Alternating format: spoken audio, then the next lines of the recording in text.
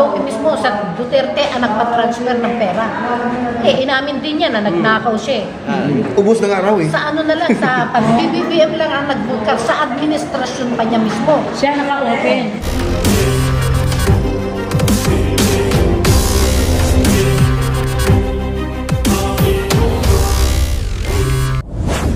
Atin.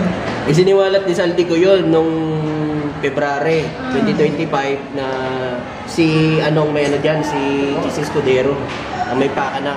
Oh, ayan pa. Ayan, keso. Saka pa, kurapot ka rin eh. Magnanakaw. Tama. Isipin mo yung ano ni Hart. Oo, nandun na tayo, may pera ka. May pera si Hart. Pero yung billion na yon, yung brilyante niya, Yung pala doon naniniwala. galing.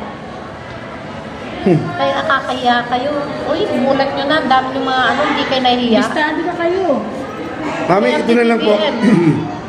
Si PBBM at ang ating Idral Marcos, yung mag-ama na yan, nakikita naman po natin ang kanilang pamamalakad na bilang isang Pangulo. Ngayon, nakarating na po tayo kay PBBM. Ilang administrasyon po, mula kay Cory hanggang kay Tatay Digong nila, no? Nalaman po, nahalungkat po yung mga nakatagong mga sikreto po sa DPWH. BBM lang ang nagbukar, sa administrasyon pa niya mismo. Siya naka-open. Sinong Pangulo? Grabe, no? Magbubulgar ng ganyan sa kanyang administrasyon, di ba kasiraan niya yun? Tapos Dahil sabihin nila si administrasyon BBM niya eh. kasama, no? Siya Kung na ikaw nagbulgar. kasapot, hindi mo ibubulgar yan. Di ba? Pero Nay, Common sense na lang. pero Nay, bakit ganun si Duterte po? Mismo sa kanya, nakita natin doon na ibinulgar niya nga, mayroong korupsyon, mayroong mga ghost project. Bakit hindi niya sinimulan nung panahon? Hindi, inamin din niya na nagnakaw siya. Ubus na nga raw eh. Sa ano na lang, sa pandemic, magkano ninakaw nila Duque. Silang mag-aama. Umami si Duque mismo sa Duterte ang nagpa-transfer ng pera. Bilyon yun. Pumunta ako ng Ang dami Cagayan. naghihirap pa, panahon Isang ng buwan. pandemic, diba? Doon dinadaan lahat ng shipping. Kaya, ewan ko sa kanila, binulgar na nila ng ganyan. Si Duterte, meron bang nang-imbestigahan? Meron ba siyang nakakulong? Nakasuhan? Wala. Bagkus nagpakayaman sila ng todo. Dahil mismo yung pinuno nila nagnanakaw. Buong pamilya nagnanakaw. Bilyon ang ninakaw. Lahat, kamag-anak. Ano po ang prayer natin sa pamilyang Marcos? Para magiging matibay po sila. Sa pamilyang Marcos, palagi siyang ligtas sa kanyang pamilya. Dahil alam namin maraming naghahagad ng buhay ng ating Pangulo, ang kanyang pamilya. Pero hindi sila nananaig, ang Panginoon nandyan. Ang Panginoon makapangyarihan.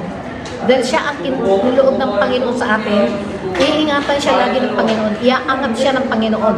Yes. Ang Panginoon dyan lang. Hindi siya pababayaan. Kaya lagi naming dasal natin, dapat ipagdasal natin lagi ang kaligtasan ng ating Pangulo. Siya lang ang pag-asa ng ating bansa. Tanging Marcos lang ang pag-asa ng ating bansa. Impera ninyo dyan sa Aimee. Huwag sa Aimee. Hindi yan Marcos. Marcos Duterte yan. Ay ano ka, Aimee Duterte. Hindi ka na Marcos. Iba na Pera ka. apelyido. Oo, mag-Duterte ka na. Mami, Ano? may isa pa ako, Mami.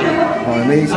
Ano naman ho masasabi niyo dun sa kakabukas lang po na Bukana Bridge na sinimulan ng 2023 tapos natapos ngayon 2025 Hindi nila sinasabi. binabati ko sa Pangulo natin na wala namang hong sinabing Pangulo na inaangkin niya ito kasi siyempre na tax ng taong bayan yan para sa taong bayan yan yun naman sinasabi ng Pangulo eh. Ay, no, walang inaangkin ang Pangulo. Wala siyang inangkin. Kahit si Apulacay noon, wala siyang inangkin. Hindi nila inaangkin ang pag-aari ng Pilipinas. Bagkus yung pinaglalaban para sa ating bansa. Dahil pag-aari ng Pilipinas yan. Walang kanino man ng presidente pag-aari niya. Hindi. Para sa mga Kaya yung Pilipino. mga sinasabi, pinapati ko si PBBM, sinisira ang pilit, na inaangkin niya, ganito, ganyan.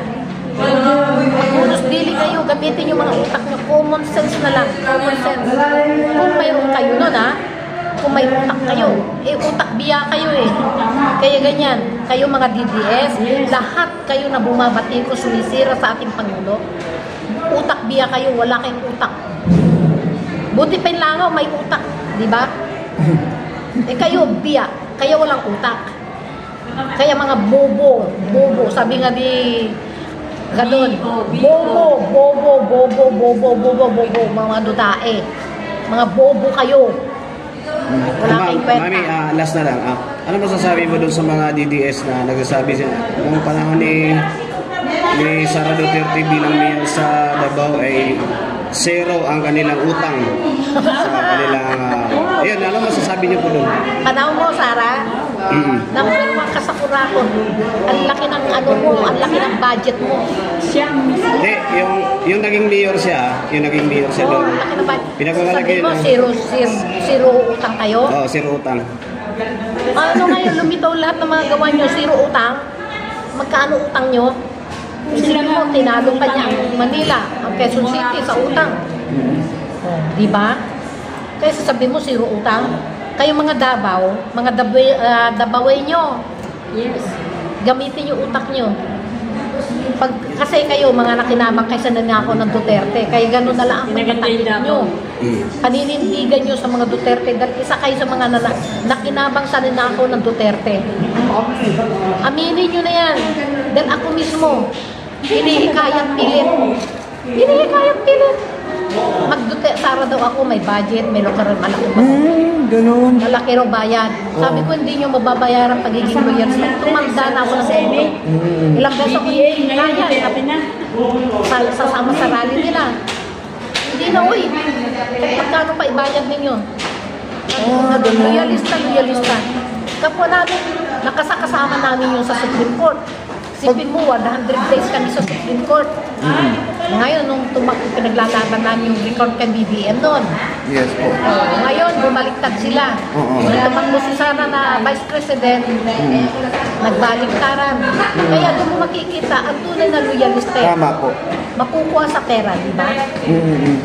Kaya kayo mga kapwa namin, hindi ko masasabi loyalista kayo dahil bumaliktad kayo, nakuha kayo sa pera eh. Kayo hindi kayo totoong loyalista. Ang totoong loyalista hindi nababayaran. Kahit magkano pa. Binenta yung dividend ninyo. Kaya hindi kayo loyalista. Huwag niyong angkinin, huwag niyong sabihin na ako loyalista ako. Ay, hindi ako sumasama. Ang daming preba, ang daming ebidensya sa inyo. Hindi ko babanggitin kung sino siya. Bilang Kung sino isang sila. loyalista, mami. Hindi lang tatlo. Ganun ba? Marami sila? Marami sila. Bilang isang loyalista, kayo ay patunay na buhay sa mga history ng mga Marcos noon.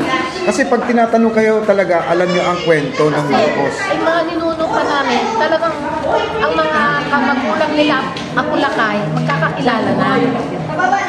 Kasi ako lakay noon, personal advisor ng daddy ko. Tumatakbo siyang pagkasinador. Okay, boss, maraming salamat, mami. Ano masasabi nyo na tuwing December ay ginagawa ng Pangulo itong pagpunta ng mga kabataan sa Malacanang Isa pa yan. at yung ino-open yung Malacanang? Ano pong? Nakikinabang kayo sa mga ginagawa ni PBBM. Sasabihin nyo nagnakaw, walang ginagawang Pangulo. Mabulag na sana kayong tuluyan. Totoo, mabulag na kayong tuluyan. Matanggal na yung mga utak ninyo. Dahil wala kayong kwenta. Gamitin nyo. Yung ginagawa ni PBBM, PBBM lang ang gumawa niyan sa Malacanang. Sino ang Pangulo ang gumawa niyan? Wala. Hindi ba? Yes po. Hindi, Pangulo na gumawa niyan. yung tatay niya, si Apo Lakay. Si Apo Lakay, hindi pa kasi gaanong ano yan eh. Noon nang maganyan simbang gabi sa ano. Oh, wala Pero pa yan. nagpapasok sa mga bata. Oo. Matagal. Papakain ng sorbet. Totoo pala yan. Opinion dati. Talaga Malacanang noon. Opinion. Nung sila Cory na, ayun, naghigpit na. Oo nga. Ayun, nalaman na po natin. Ayun, kaya Duterte niya, mga babae na pinasok. O, babae. Mga babae. At saka ahas. Yun ang kasama niya, mga ahas. Salamat po, Mami Jane. Ano mo na lang? Merry Christmas. Oh, yeah. Merry Christmas. Sa ating Pangulo, pabati yung ating Pangulo. PBBM, we love you so much. First We Lady, miss you so much. First Family. Yan eh. First family. Sa First Family, Merry Christmas po. God bless you more. Ang Panginoon, nandiyan lang. Hindi kayo pababayaan. Lagi kayo kalakat sa aming panalangin. Sa aming dasal. God bless. God bless Philippines. Okay. Thank you. Salamat.